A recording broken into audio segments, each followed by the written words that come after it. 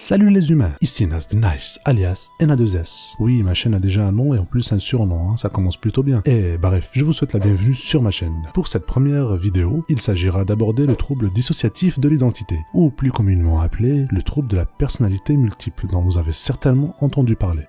Vous l'aurez compris, il s'agit d'un sujet qui divise. D'ailleurs, le long métrage sorti récemment Divisé, ou Split pour les plus anglophones d'entre nous, aborde précisément cette thématique. C'est du coup l'occasion idéale pour se pencher sur cette rare et mystérieuse pathologie. Par ailleurs, ce trouble est abordé dans de nombreuses fictions, que je ne nommerai pas afin de ne pas vous spoiler. Certaines œuvres cinématographiques, bien qu'excellentes, utilisent le plot twist de la personnalité multiple comme chute de fin.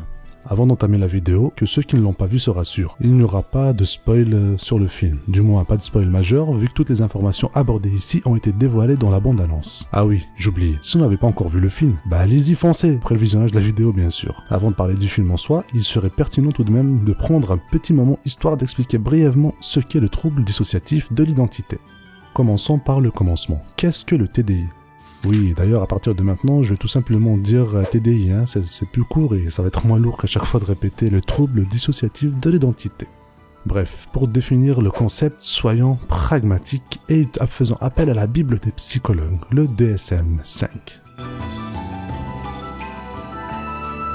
Selon cet ouvrage de référence diagnostique en psychologie, il y a 5 critères pour le TDI, mais on va s'attarder sur uniquement les 3 premiers, car étant les plus importants et les plus pertinents à mon sens. Le critère A est rempli si chez les mêmes individus, on retrouve au moins 2 identités distinctes. À noter que selon les cas recensés, la moyenne est de 15 personnalités différentes pour les femmes et de 8 pour les hommes. Et par distinct, j'entends que cela se fait sur le plan tant moteur, émotionnel, comportemental et social. On peut illustrer cette distinction entre 2 identités par une différence au niveau de l'écriture, la posture, des souvenirs, de l'entourage social qui peut différer, et bien plus encore comme on va le voir plus tard. Le critère B, quant à lui, consiste en l'oubli d'informations personnelles, de souvenirs, surtout ceux de nature traumatique, et d'événements se passant au quotidien, bien trop importants pour être expliqués par une simple mauvaise mémoire. Le critère C est la résultante des symptômes vus précédemment qui peuvent causer une dysfonction significative sur le plan social et professionnel. Pour ceux qui s'interrogent, il s'agit là d'un trouble très rare qui affecte à peu près 1 à 3% de la population. Il faut quand même préciser que le diagnostic n'est pas aussi simple à faire que cela. Ce trouble n'étant pas le plus connu, il peut être confondu avec la schizophrénie, surtout lorsqu'on sait que 25 à 50% des personnes atteintes de TDI sont diagnostiquées schizophrènes. Et pour ne pas aider, les 2 pathologies ont des symptômes similaires qui se caractérisent par des hallucinations auditives. On peut heureusement distinguer leur nature puisque chez les gens souffrant de TDI, ils sont capables de distinguer le nombre de voix, si elle est masculine, féminine ou bien même l'âge de celle-ci. Contrairement aux schizophrènes dont la voix est plutôt intrusive et menaçante,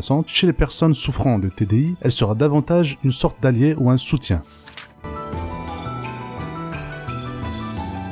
Maintenant que nous avons une meilleure idée sur ce qu'est le TDI, nous allons tenter d'en comprendre les causes. Très souvent, dans 95% des cas, les personnes atteintes de ce trouble rapportent avoir subi des sévices physiques et sexuels pendant une longue durée durant l'enfance. Il faut quand même nuancer cette information, car les TDI sont très sensibles à l'hypnose et à la suggestibilité. Autrement dit, pendant qu'un psychologue tente de retracer l'enfance de son client, il peut lui induire de faux souvenirs de maltraitance. Outre les facteurs environnementaux, plusieurs études laissent suggérer que l'hérédité joue également un rôle considérable. On peut considérer le TDI comme un mécanisme de défense. Suite au traumatisme vécu durant l'enfance, le TDI apparaît pour protéger l'esprit en le fractionnant. Il fait en sorte de le dissocier des événements vécus. Ainsi, le fait de créer des identités multiples permet de le dissocier de leur propre réalité, comme si ce n'était pas eux qui avaient subi ces maltraitances. Ce n'est d'ailleurs pas un hasard que les personnes atteintes de TDI vont aussi souffrir de déréalisation. Il s'agit là d'un sentiment d'étrangeté au monde extérieur, du genre « je suis là et pas là à la fois ». Bizarre tout ça. Cependant, il est à noter que ces traumatismes remontent parfois à la surface de manière beaucoup plus agressive. Ils prennent la forme de cauchemars et de flashbacks très intrusifs. Maintenant que nous avons une meilleure idée sur ce qu'est le TDI, on peut enfin s'attaquer au film pour y démêler le vrai du faux. Durant le long métrage, on peut voir plusieurs personnalités qui se chevauchent et qui n'ont absolument rien en commun. Ces scènes sont tout à fait représentatives de la réalité. En effet, il suffit d'un clignement d'œil pour changer de personnalité. D'ailleurs, il faut savoir que chaque alter ego, mot en latin signifiant un autre moi-même, a sa propre histoire, ses propres valeurs, son propre caractère et surtout ses propres souvenirs. C'est pour ça que la confusion et la perte de mémoire sont communes lors d'un dédoublement de personnalité, puisque celle qui vient d'apparaître n'a aucune idée sur ce que la précédente a fait. La lumière, c'est ainsi que les différentes personnalités nomment ce qui représente leur droit à la parole extérieure. Bien qu'elles puissent communiquer à l'interne, d'où les fameuses hallucinations auditives, seule la personnalité ayant accès à la lumière peut s'ouvrir au monde externe. Cette illustration que propose le film est fidèle à la réalité, puisqu'elle ressemble énormément à la description offerte par un certain Arthur, une des 24 personnalités d'un cas célèbre de TDI dont est justement inspiré ce film. Et cet Arthur dit « Cela se passe comme si tout le monde se trouvait dans une pièce sombre avec un grand projecteur au centre, et que celui qui était sous le projecteur prenait la conscience pour l'extérieur. » Voyons maintenant comment se passe cet accès à la lumière. Généralement, un événement stressant spécifique ou le fait d'être amené à faire une certaine tâche peut causer ce changement d'alter ego en y faisant apparaître la personnalité la plus adaptée afin de faire face à la situation. Il est aussi possible de faire apparaître une personnalité sur demande, seulement lorsqu'il y règne entre elles un climat égalitaire et démocratique. Par contre, et c'est la partie qui nous intéresse, il arrive que le système en place soit dictatorial. On comprend par là qu'une ou une poignée de personnalités ont le contrôle de la fameuse lumière. Et dans ce cas de figure, seulement elles sont autorisées à donner la permission aux autres de pouvoir s'exprimer. On peut penser que ceux ou ces dictateurs soient malfaisants, et pourtant il n'en est rien. Leur seul objectif est de protéger l'intégrité psychique de tous, puisque les autres personnalités sont jugées trop faibles pour faire face à la dure réalité parsemée d'embûches. Eh bien dis donc, si on se base sur tout ce qui a été dit précédemment, le film est une représentation fidèle du TDI en fin de compte. Eh bien, oui et non, à vrai dire. Certes, on retrouve bien la symptomatique de ce trouble, mais certains éléments sont plus nébuleux quant à leur véracité. Et on va vérifier tout cela de suite, puisqu'on va parler de la bête. Comme révélé dans la bande-annonce, je tiens à le préciser, pour ne pas qu'on me mette au pilori en tant que spoiler d'élite, la bête serait la 24e personnalité du personnage de Kevin. Elle est notamment dotée d'une force et d'une résistance surhumaine. Cet état de fait amène la question suivante. Est-ce que le TDI peut nous ouvrir l'accès à des facultés surhumaines? Le principe serait le suivant. Un individu à personnalité multiple peut modifier sa physiologie par la force de la pensée.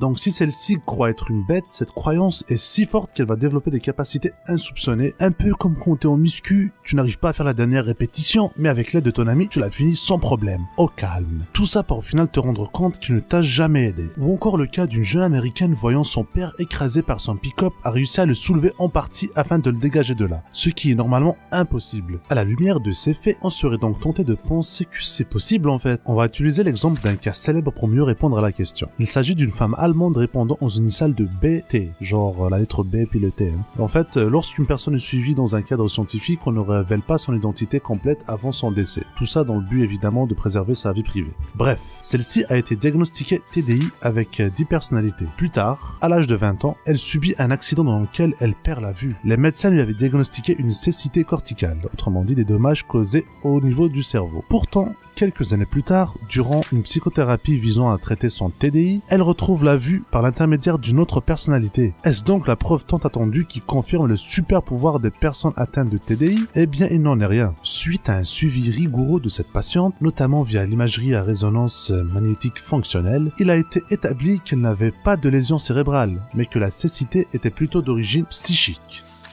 Suite à l'accident, le choc était tel qu'elle a perdu la vue afin de se protéger de cette réalité. Autre fait curieux concernant cette femme, une de ses personnalités parlait anglais. Là encore, c'est simplement dû au fait qu'elle a passé quelques années de sa vie à l'étranger où elle a dû apprendre l'anglais. En définitive, il n'est pas possible via ce trouble d'acquérir des capacités de régénérescence, de résistance surhumaine et j'en passe.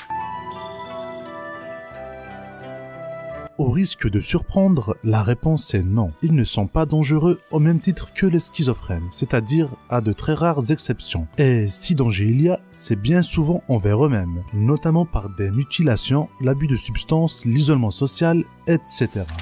D'ailleurs, le film Split se base sur une de ces exceptions. En effet, l'histoire s'inspire sur le célèbre cas de Billy Milligan, dont on a parlé tout à l'heure. Première personne souffrant de TDI à avoir été acquittée en raison de son trouble dissociatif. Autrement dit, il n'a pas été déclaré criminellement responsable, puisque ce n'était pas lui qui avait commis les crimes, mais bien une autre de ses personnalités. Je vous mets à disposition un article dans la description qui résume bien son histoire.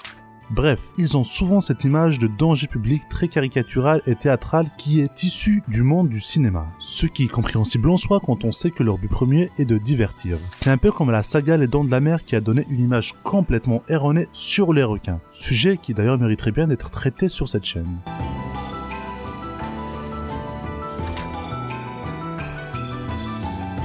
Le trouble dissociatif de l'identité est une maladie qui peut être traitée, bien que le processus soit très lent, jusqu'à une dizaine d'années à peu près. La psychothérapie est le meilleur moyen pour traiter ce trouble, et cela se fait en plusieurs étapes. La première consiste évidemment à accepter sa condition et à vouloir être traité. Ensuite, avec le psychologue, il s'agira de cartographier toutes les personnalités existantes et parvenir à faire cohabiter ensemble celles-ci. Finalement, dans certains cas, il arrive que toutes ces personnalités fusionnent pour ne reformer plus qu'une seule. La thérapie EMDR, Eye Movement Desensitization and Reprocessing, est une thérapie qui a fait ses preuves dans ce domaine. Excusez-moi. Cette technique apparue dans les années 90 permet de vivre en paix avec les traumatismes passés, et donc d'augmenter les chances de rémission. Voilà qui met fin à cette vidéo qui j'espère vous aura plu. Les maladies mentales sont un sujet délicat et souvent incompris, surtout lorsqu'il s'agit de pathologies comme le TDI qui est très peu connu et qui en plus s'est vu apposer l'étiquette de maladie théâtrale et dangereuse par le monde du cinéma. Sur ce, n'hésitez surtout pas à me donner vos avis sur cette vidéo dans les commentaires, que ce soit positif ou négatif, du moment que c'est constructif. Comme je ne détiens pas la science infuse, si jamais il y a des erreurs qui se sont glissées, n'hésitez pas à me l'indiquer également. C'était Nas the Nice qui vous dit à bientôt pour une prochaine vidéo et d'ici là, soyez heureux.